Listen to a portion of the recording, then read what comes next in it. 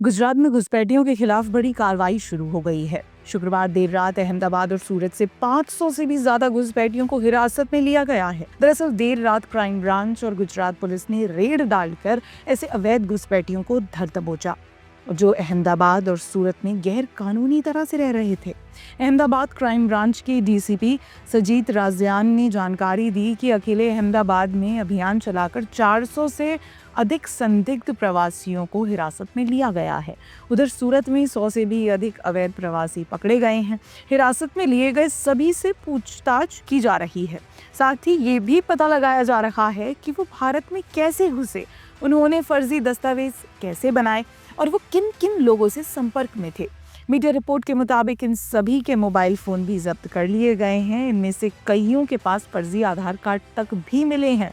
Police ने इन घुसपैठियों की परेड निकाली और इन सबको लेकर हेडक्वार्टर पहुंची। इनमें बड़ी संख्या में महिलाएं भी शामिल हैं। धरपकड़ का वीडियो भी सामने आया है। जाहिर है अवैध बांग्लादेशी घुसपैठियों के खिलाफ गुजरात से शुरू हुए इस ऑपरेशन के जरिए सालों से गुजरात के अलग अलग शहरों में रह रहे बांग्लादेशी घुसपैठिए सामने आएंगे, जो सालों से फर्जी पेपर्स के सहारे न सिर्फ अपने पूरे परिवार के साथ रह रहे थे, बल्कि इन शहरों से अपनी रोजी रोटी भी चलाते थे। देखा जाए तो उन घुसपैठियों की नज़र हमेशा उन शहरों पर होती है जहां ये मोटी कमाई कर सके। ये घुसपैठिए आपको हर उन शहरों में दिख जाएंगे जहां इकोनॉमिक एक्टिविटी ज़्यादा रहती है। इन शहरों में कुछ बड़े शहरों जैसे दिल्ली, मुंबई और गुजरात के सूरत शहर को आप ले सकते हैं, जहां आपको ये बांग्लादेशी हर काम करते हुए दिख जाएंगे, क्योंकि इन जगहों में ज़्यादा ऑप्शंस होते हैं। इनके लिए इन जगहों पर कई तरह के काम होते हैं जिससे इनकी आमदनी भी ठीक ठाक हो जाती है। वैसे ये लोग आपको ज़्यादा हाउसकीपिंग, मजदूर और घर के काम करने वाली मेड्स के रूप में दिखेंगे। इतना ही नहीं, हमारे आसपास फल सब्जी बेचने वाले और फेरी लगाने के काम में भी ये लगे रहते हैं।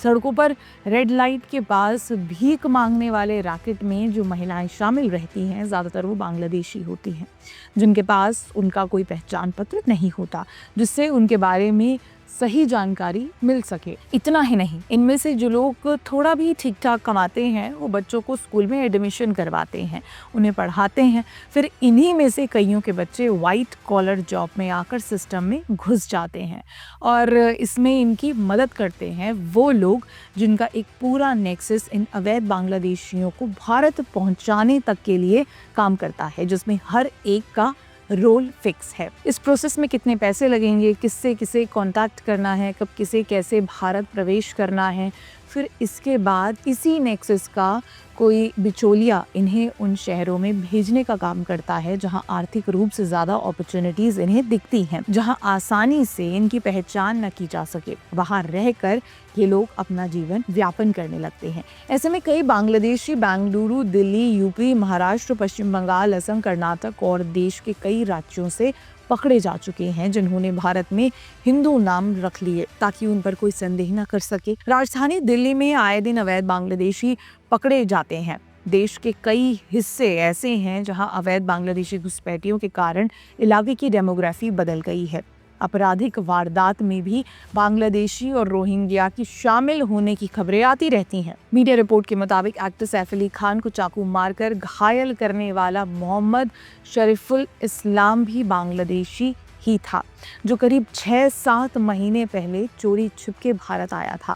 जाहिर है सालों से गुजरात के इन शहरों में गैरकानूनी तरीके से रह रहे अवैध घुसपैठियों पर कार्रवाई राज्य सरकार एक अच्छी पहल है, क्योंकि देश की सुरक्षा के लिए ऐसे लोगों की पहचान तो ज़रूरी है ही। साथ ही जिस तरह से हमारे देश में इनकी संख्या लगातार बढ़ रही है, उससे यहाँ के लोगों के सामने काम धंधे के मौके भी कम होते जा रहे हैं, क्योंकि देश के अलग अलग हिस्सों में रह रहे अवैध घुसपैठिए काफ़ी कम रेट में आपके यहाँ काम करने के लिए तैयार हो जाते हैं। कम पैसे की लालच में कई बार लोग उन्हें घर में आने देते हैं, लेकिन जब कोई घटना हो जाती है तब हमारे पास ऐसा कोई रास्ता नहीं बचता जिसके ज़रिए हम उनके खिलाफ कोई कार्रवाई कर सके, क्योंकि ना तो उनका घर का एड्रेस सही पता होता है, ना ही उनका नाम असली होता है, ना ही उनके पास कोई सही पहचान पत्र है। ऐसे में हम सभी में ये अवेयरनेस होनी ज़रूरी है कि जिसको भी हम काम पर रख रहे हैं उसके पेपर्स ज़रूर चेक करें, तभी रखें।